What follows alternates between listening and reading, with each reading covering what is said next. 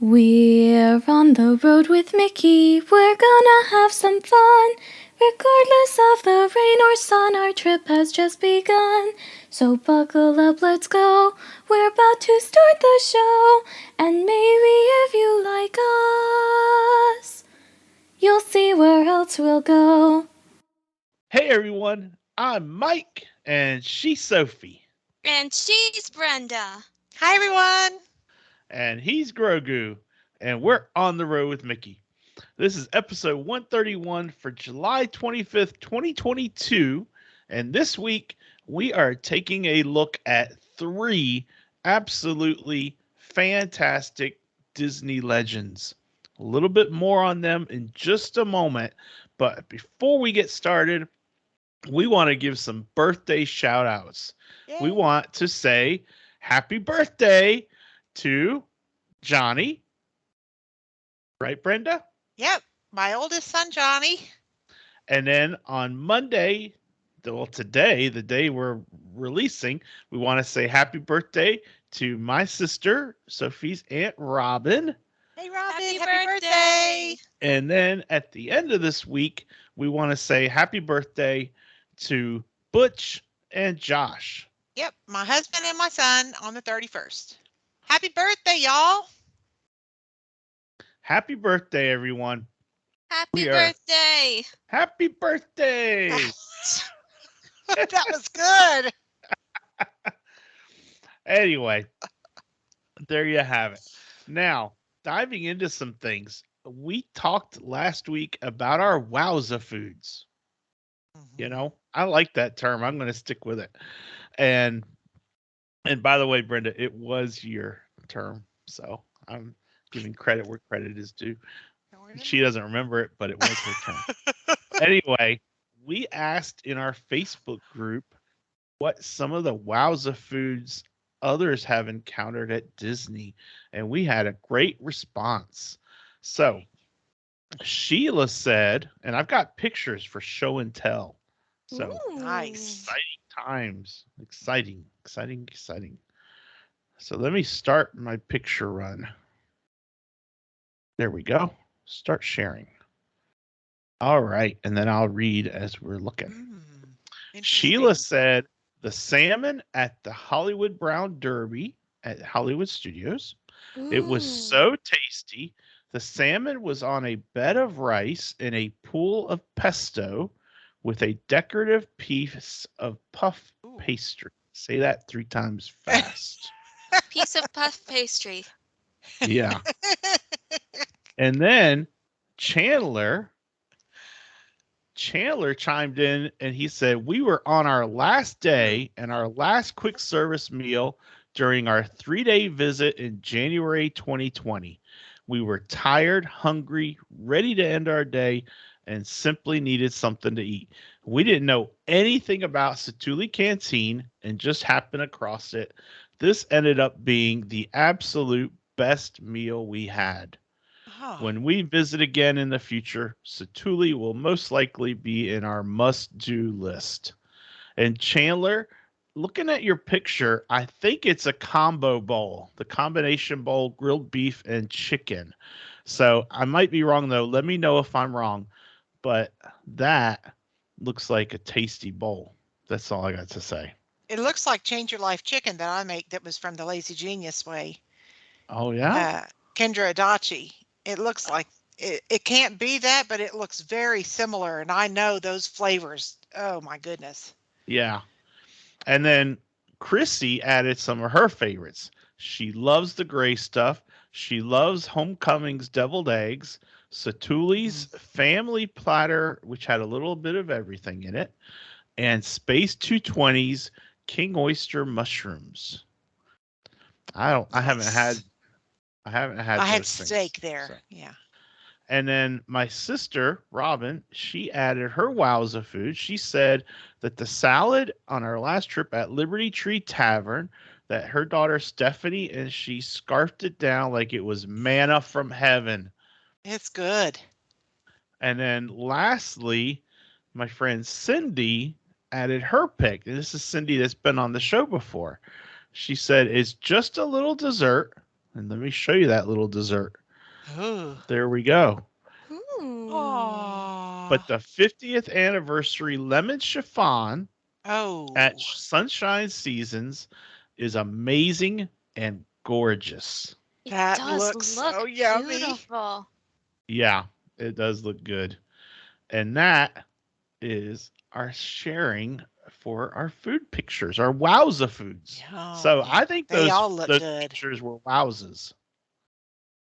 So, Wowza foods. so thank you everyone chiming in and giving us your favorites. And I'm so excited when you do that because we love to share them on air. You know, it just adds to the show. So thank you so much. But Yes, thank you now, so much. Please continue to send in your comments and share with us because we love it. exactly, we love hearing what you all like and don't like and what you want to hear more of and all that. So if you ever have any questions or comments or anything like that, shoot us an email, info@ontheroadwithmickey.com, or go into our Facebook group, on the Road with Mickey group, and feel free to just start a thread there, you know. Just put it out there and let's just see what kind of chimed in answers we get. And Yep. and if you have any suggestions on topics, put those out there in there too. You know, we love getting feedback. So but now we're going to our feature topic, and we are taking a look at some Disney legends. You know, we've done this in the past. When Brenda first started, we did a look at Walt's 9 Old Men, all Yep. 9 of which, of course, are Disney legends. And then later on, we did a look at some other Disney legends. I did Fred McMurray. Brenda did Julie Andrews, and Sophie did you do Ubi Works then, Sophie? I think I you did. did. So, Yeah. did. And so this week we are taking another look at some legends, you know? We have there's so we have many. like 20 years worth of legends ceremonies to go through. And so every now and again we'll pull some out and we want to talk about them. And Yep. this week we have some great ones. I'm telling you, they are up there at the top of the list. Brenda is going to start us off, and she is going to talk about Mr. Dick Van Dyke.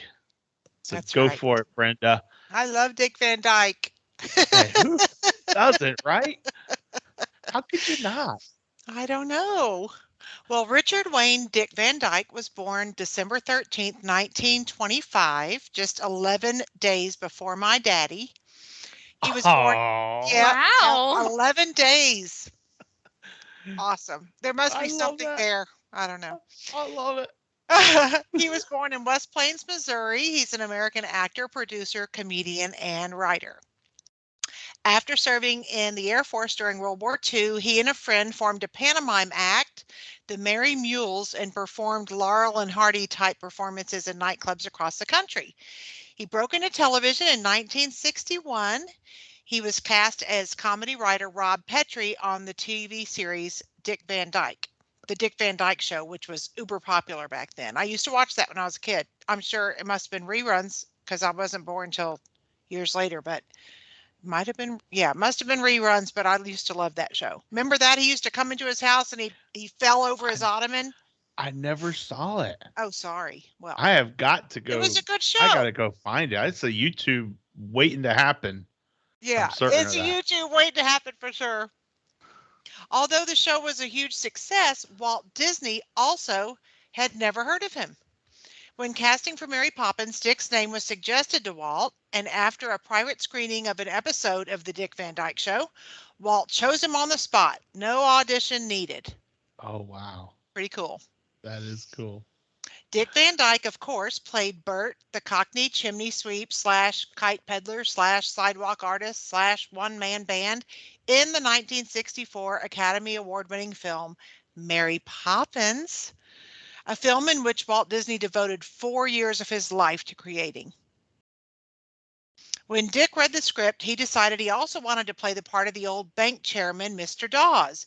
He told Walt, "I'd like to play Mr. Dawes, and I won't charge you a nickel." Walt said, "The price is right, but you'll have to test for that part." So Dick went into the studio and did a screen test as doddering old Mr. Dawes, long white beard and all. The actor improvised a slapstick scene of a wobble-kneed oldster descending the steps with a cane. Walt loved it so much he had the step added to the boardroom set so Dick Van Dyke could do the bit in the movie. Nice. Oh, that's awesome. This is awesome. Because of union rules, Dick Van Dyke wasn't allowed to do the role for free. So Walt and Dick Van Dyke suggested an alternative. The Disney company paid Van Dyke $4,000 for playing Dawes, and the actor donated that amount to Walt's favorite cause, CalArts. So it all worked out for everybody. It did work out for everybody. Perfect. Yep. Yep. Dick Van Dyke said those months he spent filming Mary Poppins were the happiest, most fun few months he had ever spent in his life. The best part was working with Walt. What I liked about him, Dick said, was that he had the enthusiasm of a 10-year-old about the work. To work with him was one of the most serendipitous things that ever happened to me. Dick Van Dyke was inducted as a Disney legend in 1998 under the film category. Alongside him as fellow inductees that year were Kurt Russell, Roy E. Disney, and a man called Paul Kenworthy, who I don't know, but I like his last name.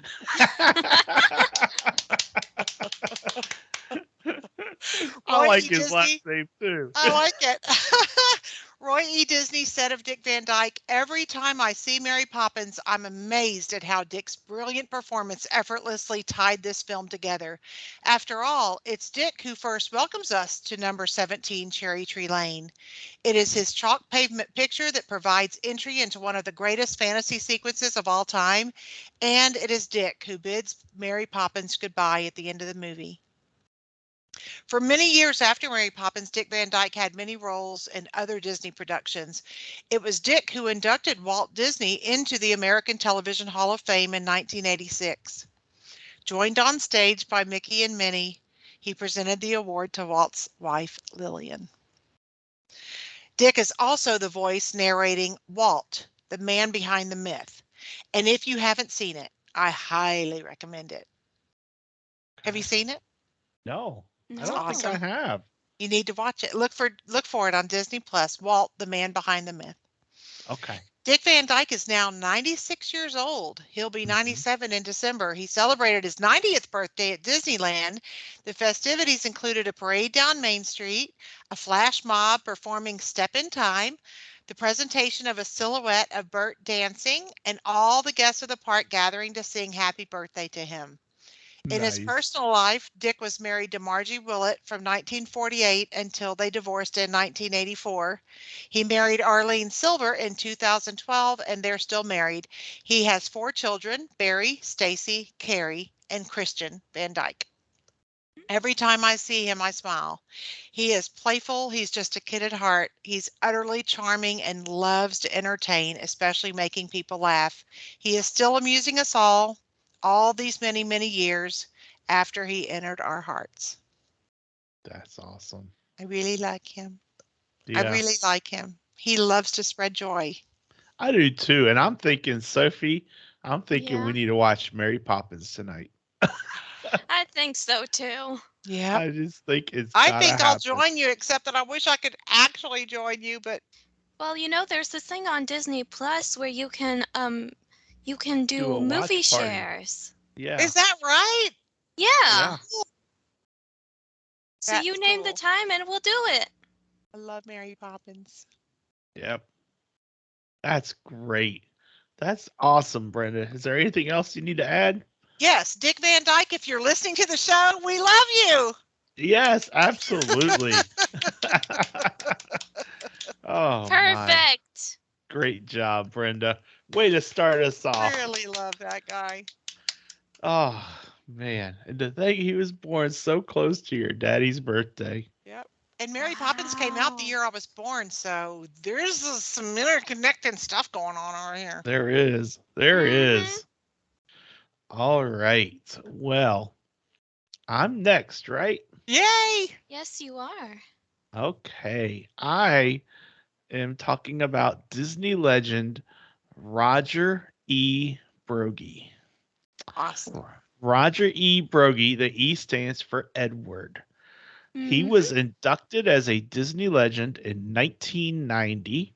He was born in Pittsfield, Massachusetts on October 22nd, 1908, and he joined the Disney Studios in 1939 as a precision machinist. His initial assignments were to work on installing the multiplane camera at the new Burbank studio and working with Works on special effects.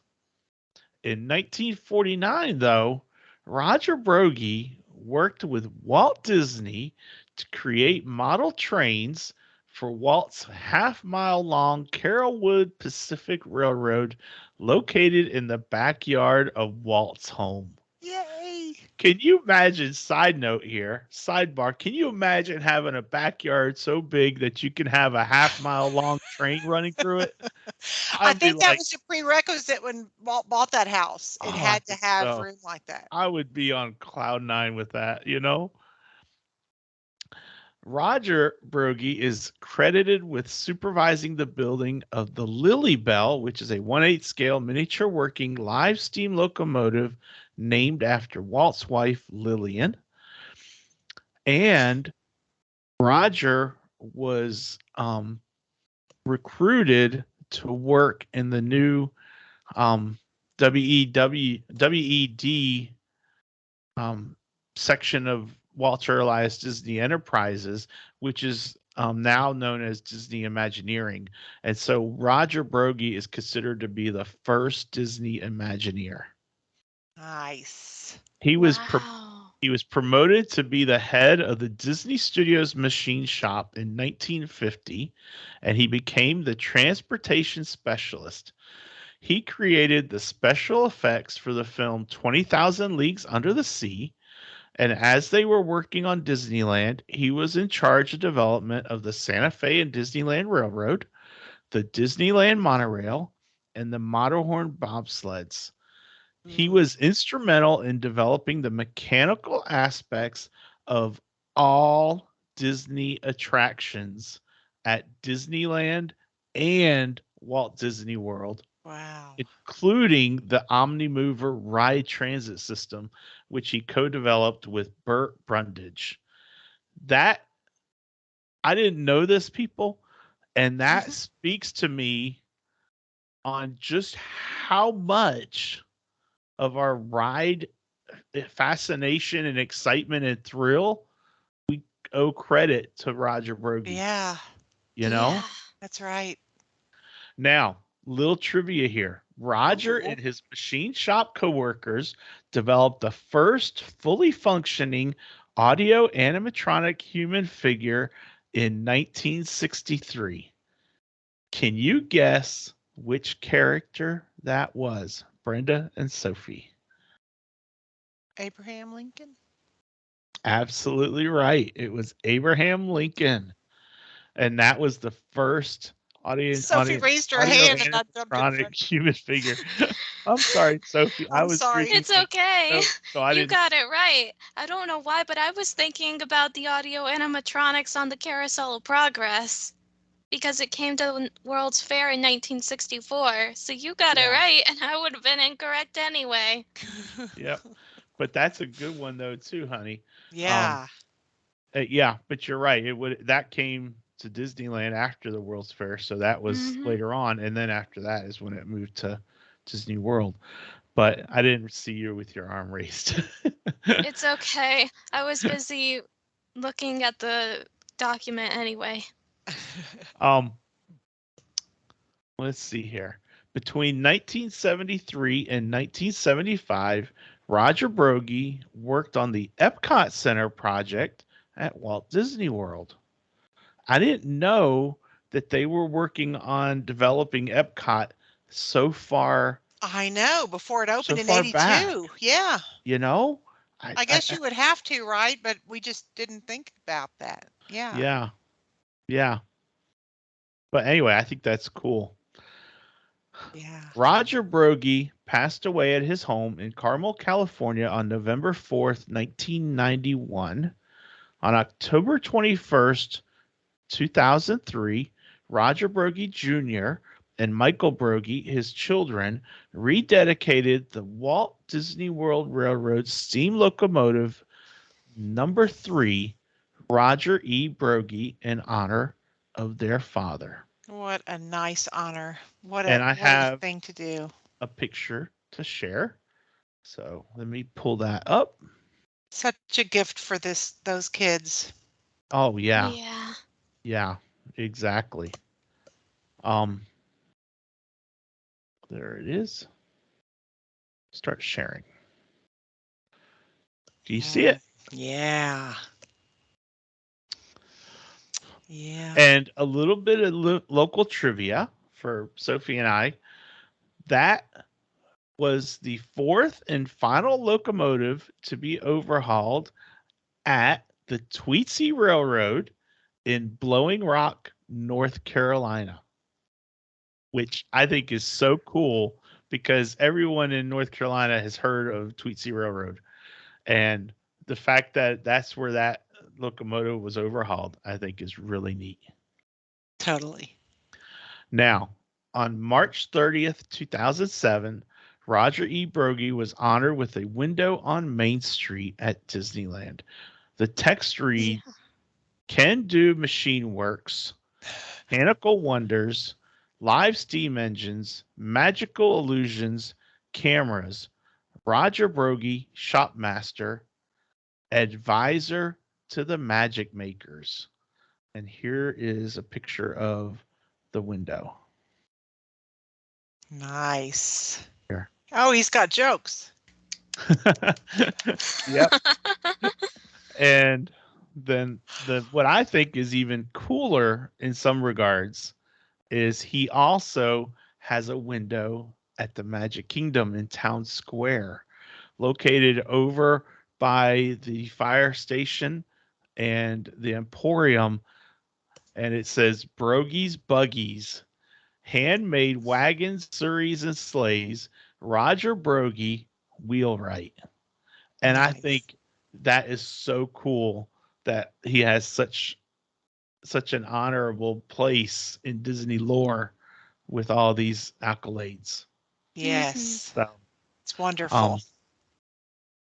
I just think the one of the really neat things, and Sophie and I have talked about this before, about our book that we have.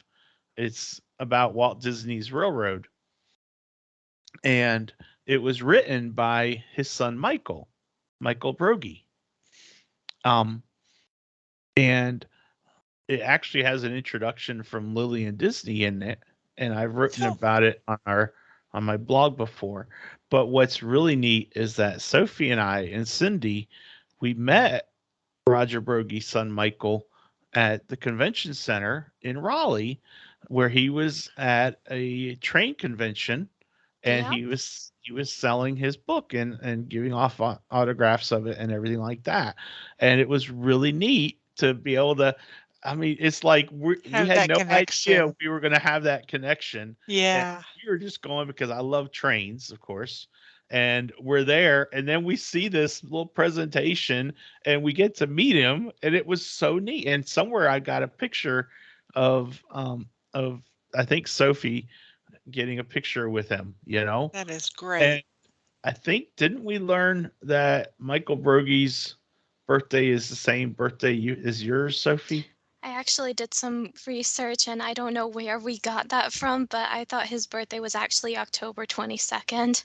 Oh, okay. Oh, wait, Well, no, that's Roger Broggie's. Mhm. Yeah. Michael Broggie. I think his birthday is your birthday. Hang on, I'm going to figure this out. Okay. So we're going to play a little Jeopardy music for a moment. Okay.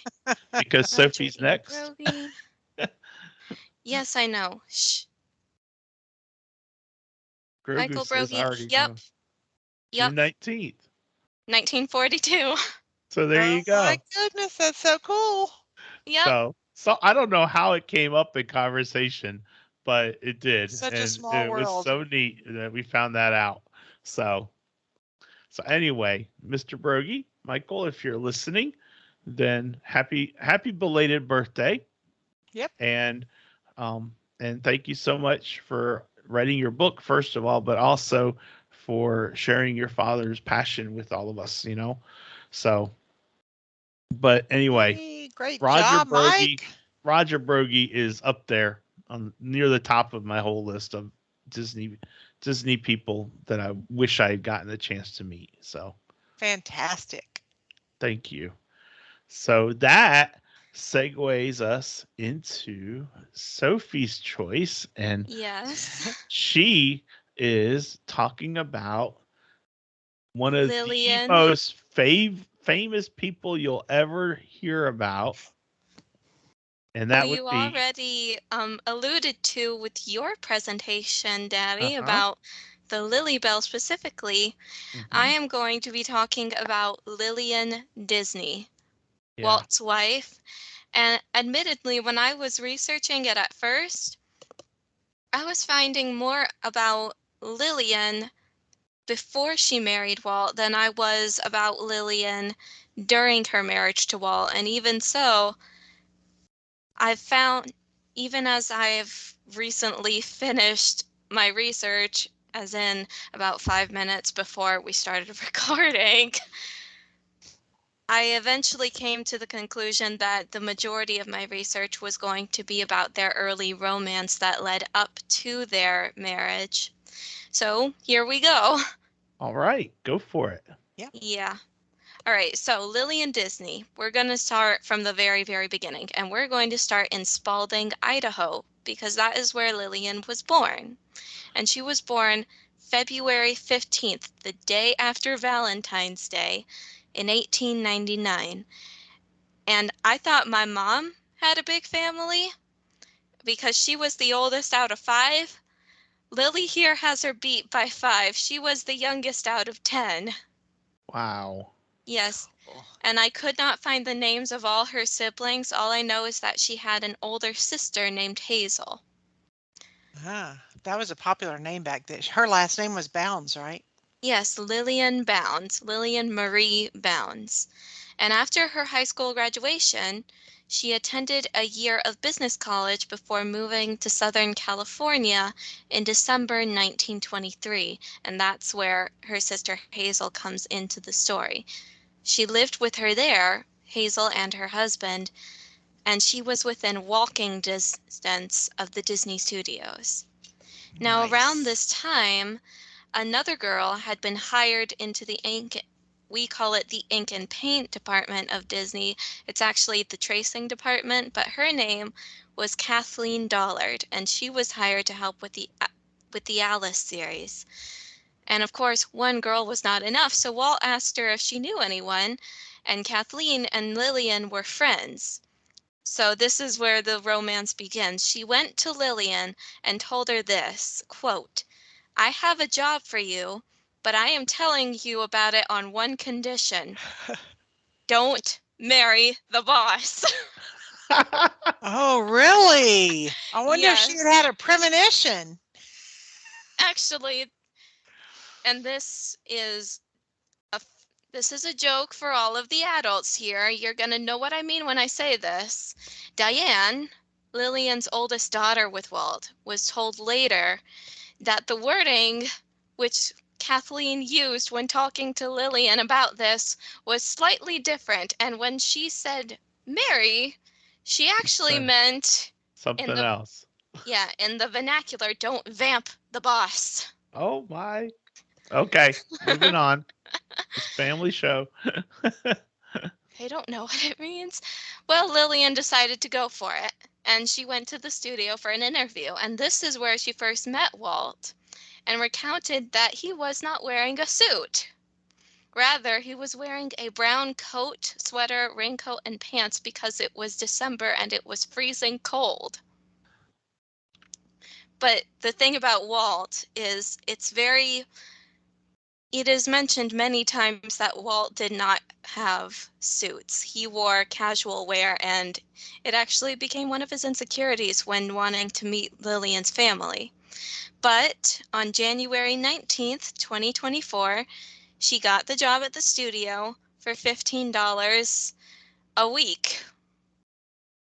Hi, yes? You said 2024. 1924. We kind of knew it was 1920. Just saying. Really? You guys are making me stressed out. I'm sorry, honey. I'm not. I'm with you, girl. Still, again, as I was saying, $15 a week. I make $15 an hour. Mm-hmm. Times have changed an awful lot, haven't they? Goodness gracious. Yeah. Well, despite Kathleen's warning, Walt quickly became enthralled with Lillian, to say the least. And there is a very common story that I learned about while researching this, about how Walt would drive Lillian and Kathleen home when they were working late at night in the studios, because he didn't want them walking home alone. And the thing of it is, much to Kathleen's chagrin, Lillian lived closer to the studio, and yet somehow, whenever he was driving them home, Kathleen would always arrive at her house first. Mm-hmm. Smooth, Walt. Very smooth. Very, very smooth. It is also said of this that Lillian admitted she was not very artistic at all, and she was not very good at inking and painting either. So later, Walt made her his secretary, but she made too many mistakes when he was dictating. He always said to her that she was so bad he just had to marry her. Oh, no. She even talks about how she even talked to her daughter Diane again about the first time that Diane's father kissed her. They were working late in the office one night, and Walt was dictating. Lillian, being his secretary, was writing it all down, and then, boom. Diane asked her mother what she did at that point, and Lillian said, "I blushed. That was customary in those days." And even now, I'm kind of blushing myself just thinking about it. Now he would be sued. In today's world, for sure. Well, you know the kind of man he was, and he was a good man, so I'd like to think he would have been okay. Yeah. But finally, marry Lillian Walt did. On July 13th, 1925. Keep in mind, all this happened over the course of a year and a half. And they married at Lillian's brother's home. It does not say which brother it was, but seeing as there were at least 8, well, we can't make a guess. But it talks about the wedding. Lillian is said that she made her dress herself and was given away by her uncle because her father had passed away when she was 17. And they had 2 daughters, Diane, who I talked about, and also a second one, Sharon May, who, fun fact, Sharon was adopted. Mm-hmm. It just goes to show they were good people. Adopting a child, that is a very good thing to do. Yes. And like Lily and her siblings, being one of 10, the 2 girls, when they grew up, they gave Walt and Lily 10 grandchildren. Nice. Mm-hmm. Yeah. Well, that is all that I have for the love story, but I still do have some other tiny tidbits that I found. I couldn't form it in the way of a book report like you 2 did, but Lillian was credited with working on Plane Crazy, which was the first animated cartoon. And a little after her hiring at the studio, her sister Hazel also went and was recruited into the ink and paint department, where she actually met her husband. Well, 2 of her husbands. She got divorced once. I'm stuttering. I'm not good at this. Can you tell? Of No, course, you're doing fantastic. Thank you. There's also the fact that Walt was making Mickey Mouse on that train ride one day, and he showed Lillian his idea about naming him Mortimer, and Lillian was like, "Absolutely not. That's way too depressing. You're naming him Mickey."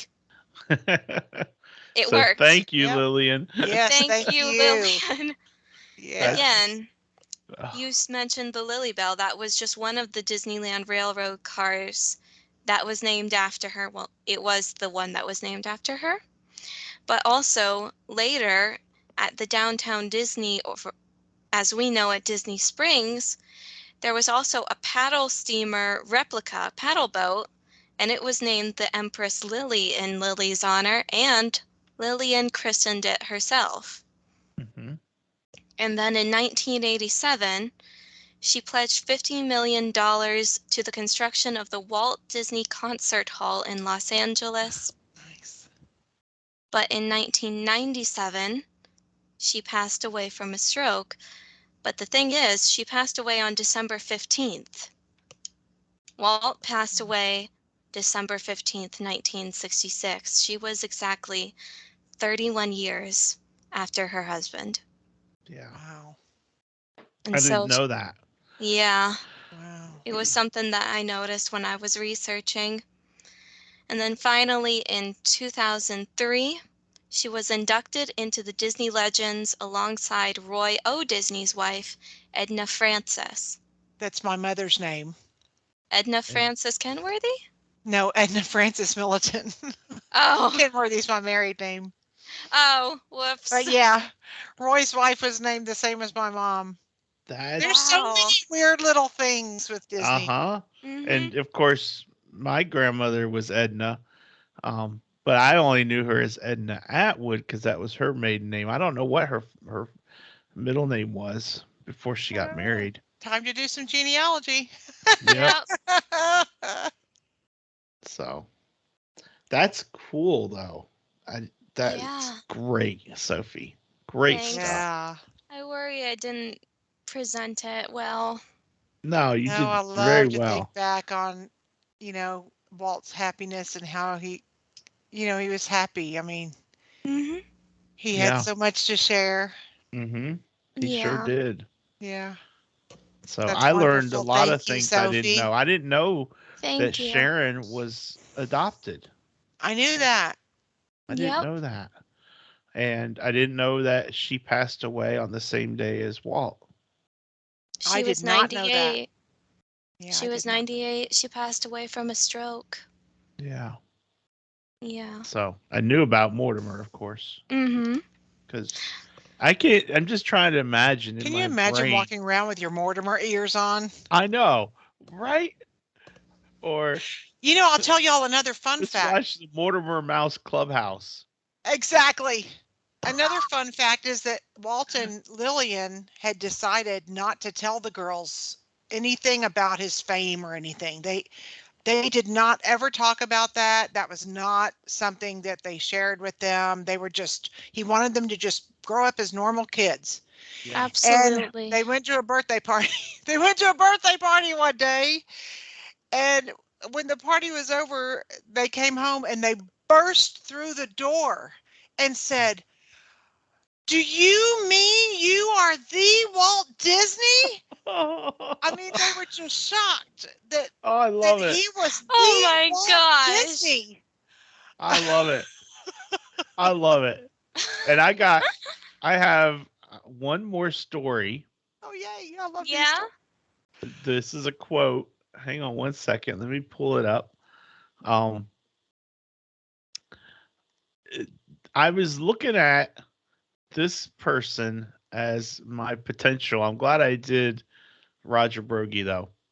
But in the same year as Roger Broggie, 1990, John Hench was also inducted as a Disney legend. And by the way, in the year 1990, when Roger Broggie was inducted, Joe Fowler, Ah, as in Admiral Joe fairy. Fowler Yeah. on the ferry boat, John Hench, Richard Irvine, Herb Ryman, and a couple guys named Sherman were all inducted in 1990, right? Like, how Yeah. can you go wrong choosing any one of them? That's But right. listen to this, and this ties into last week's quote for Walt, Brenda, that you had about having fun, right? Yeah. And John Hedge said that he was at Disneyland on one occasion when a young girl mistook me for Walt Disney and asked for an autograph. I signed it without correcting her, even though Walt was standing right there.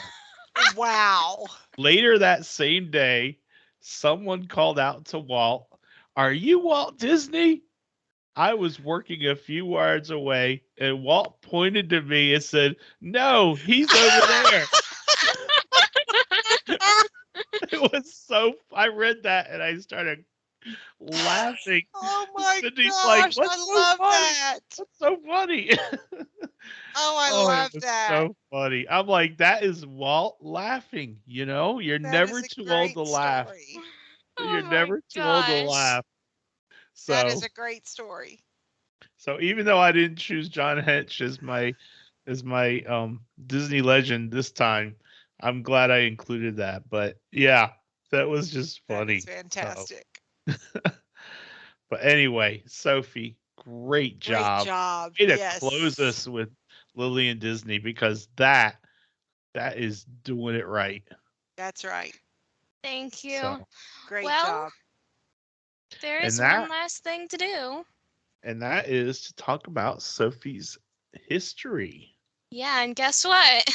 What? I have another Disney legend. I Oh, nice. I like that. Yeah, and this Disney legend, unfortunately, the day we are commemorating with this one is the day of her passing, but we are talking about the Disney legend Harriet Burns. She was the first woman ever hired by Walt Disney Imagineering in a creative rather than an office capacity. Wow. Yes, and she passed away at the age of 79 in 2008, July 25th. For 31 years, Burns helped design and build prototypes for the theme park attractions, as well as the final products featured at Disneyland and the New York World's Fair of 1964. Wow. Great.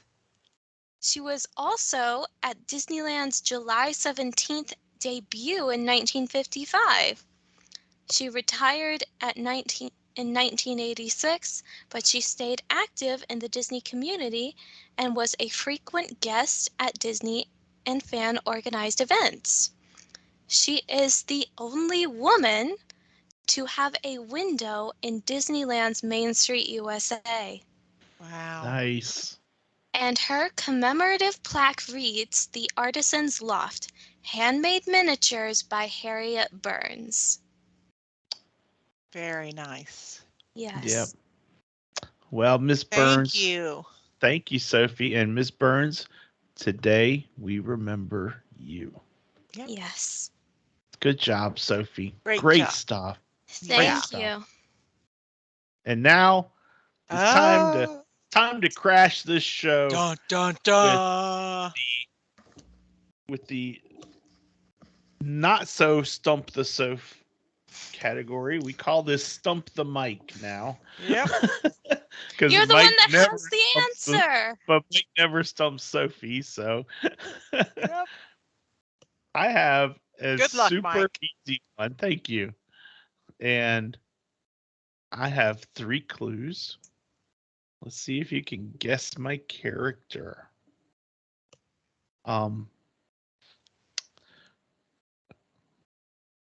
This character is an enchanted object.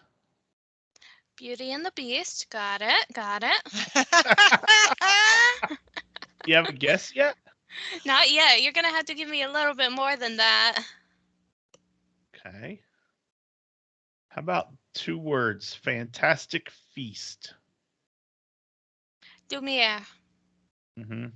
Yeah. My third one would have been just as easy because I was going to talk about how this character is turned to for advice, particularly on matters of the heart.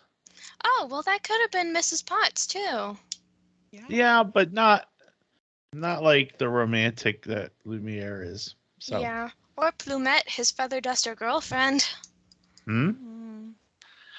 But you got it, Sophie. It's Lumiere. Thank you. Told you it was easy. Very good. Yeah.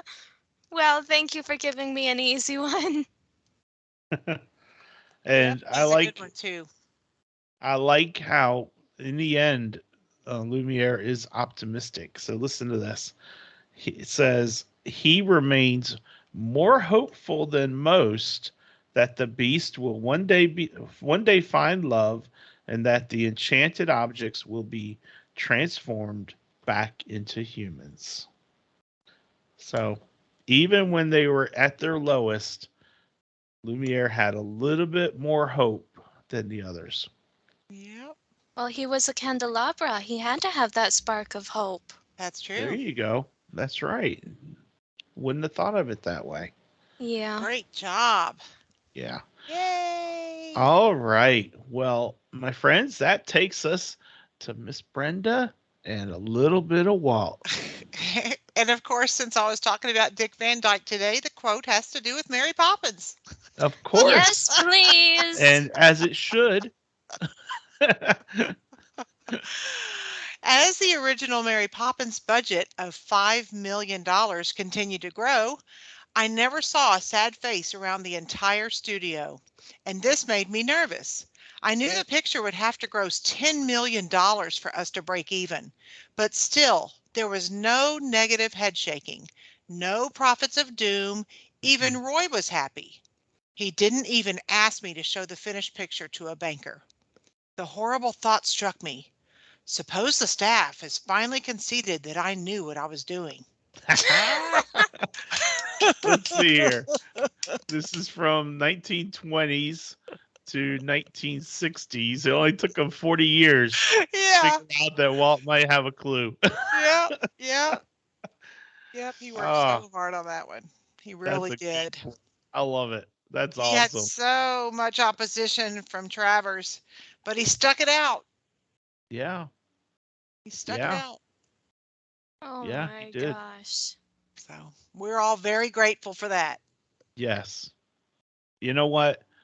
Mary Poppins needed to be made, Yes. Yes. and Mary Poppins made in any other studio would not have been anywhere as good.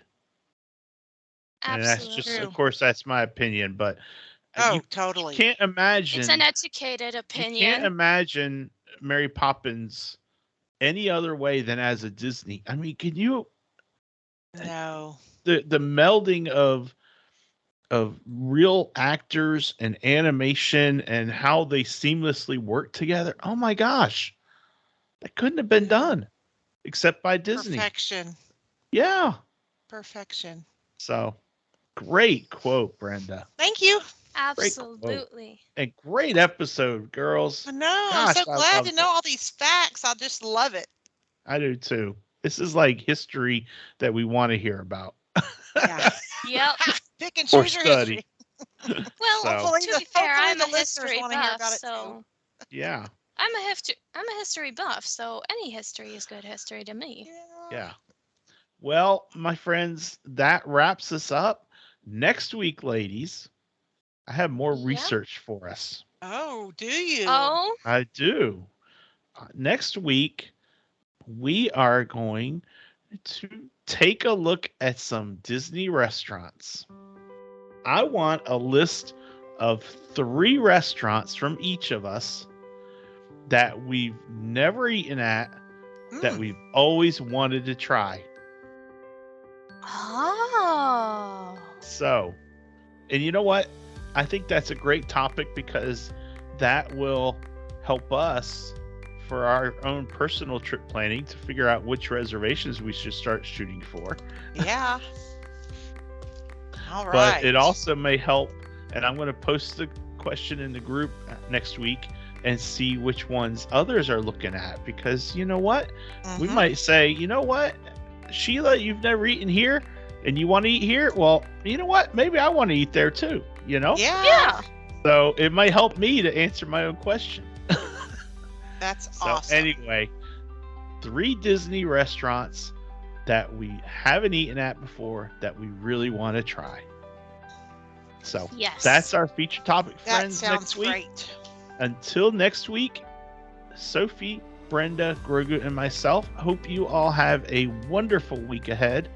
And that, as always, you get your little Disney fix somewhere. If you need it, hit me up.